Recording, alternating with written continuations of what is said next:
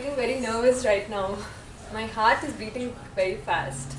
I always feel very uncomfortable giving a speech. There's 15 eyes all staring at me. You all have some expectations. On top of all these expectations, there's my own expectations that I need to excel. Welcome to the world of public speaking.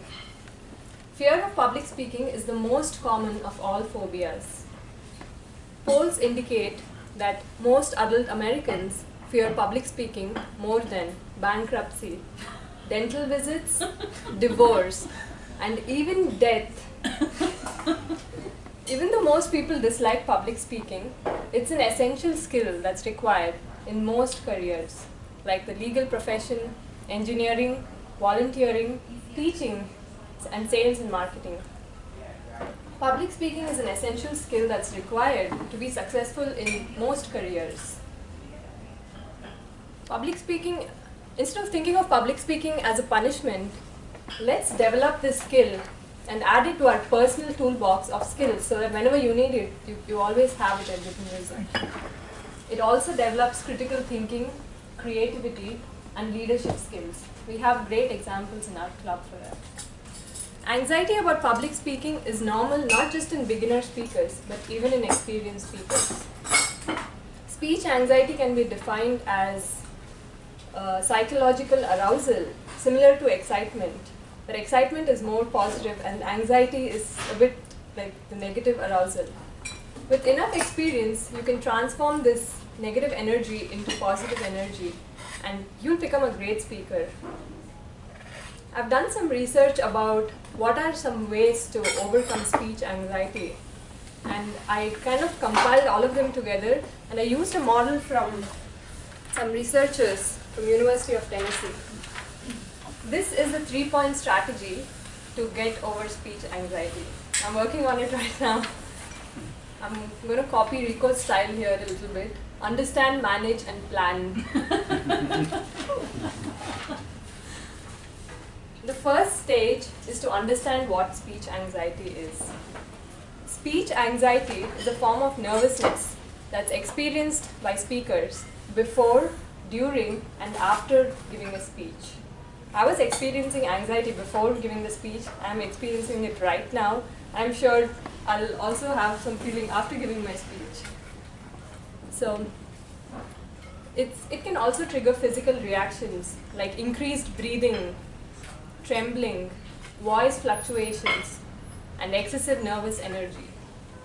All of these physical reactions are triggered by the fight or flight response. The fight or flight response is the response that is generated by our human body when our minds perceive some kind of threat.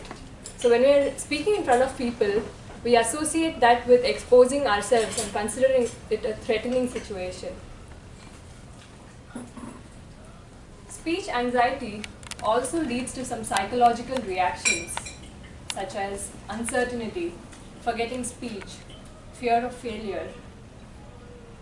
Now that we understand that speech anxiety can lead to these physical and psychological reactions, each of us experience it differently. Like some people might look comfortable, but they might have it at the back of their mind.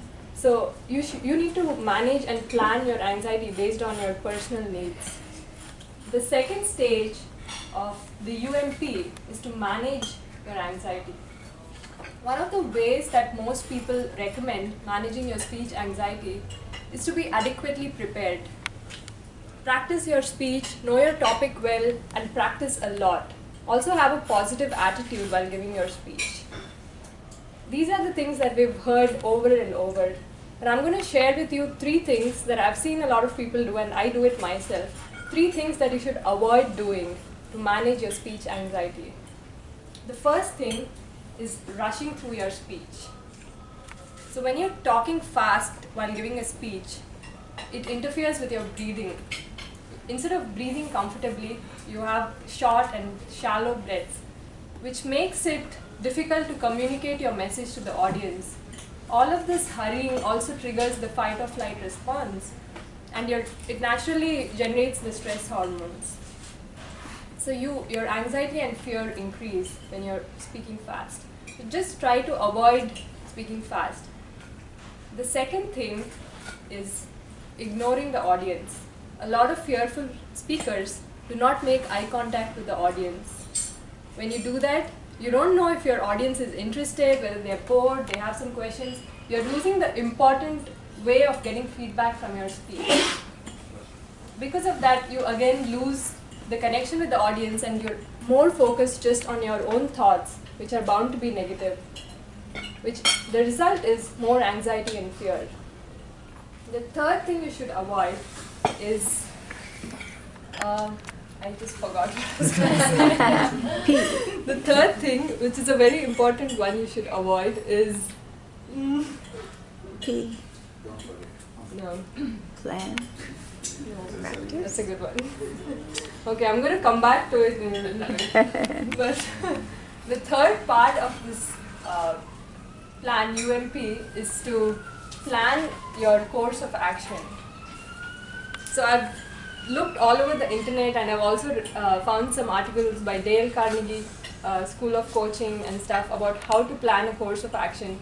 People talk about you need to prepare your speech well, organize your content, focus on your body language and vocal variety.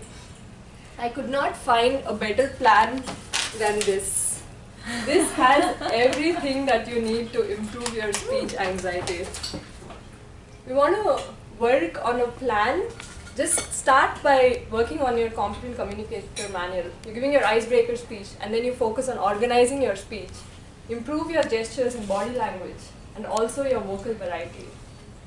An anxiety coach once mentioned that a lot of patients who come to him about speech anxiety want him to first get rid of their speech anxiety and then they will go and do public speaking. But that's not how it works. The only way you're going to get rid of it is by public speaking. So now that we understood what speech anxiety is, how we can manage it and have a plan to work on it, we can develop a positive public speaking experience. Thank you.